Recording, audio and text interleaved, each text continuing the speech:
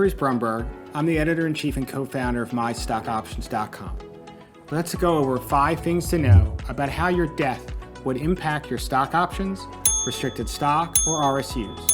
I'm going to use the word stock grants to refer to all of these, unless there is something different to know about each type of grant. First, examine your company's stock plan and each grant agreement for terms that may provide special treatment when you die. It seems creepy that death is a type of employment termination under your stock plan. However, it's usually a type of termination that's treated differently than if you lost your job or went to work elsewhere. Second, death may cause the vesting of your stock grants to continue or accelerate for all or part of the grant instead of simply ending on the date you die. Should there be no change in vesting at death, your unvested grants are forfeited.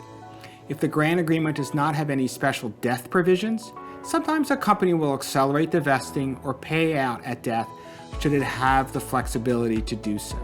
Third, the post-termination exercise period will very likely be longer than if you left the company for another job. However, your options will still have the same total term, such as 10 years.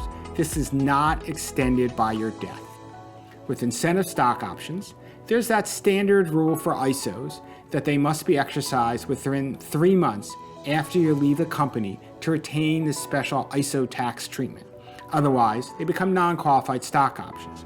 However, at death, that tax rule no longer applies and they will remain ISOs. Fourth, even if there is no special provision for death in the standard documents, you can still ask for it as part of any negotiated hiring package. And fifth, the executors or administrators of your estate or trust and any named beneficiaries for your stock grant, they should know about any special provisions related to death in your stock grants.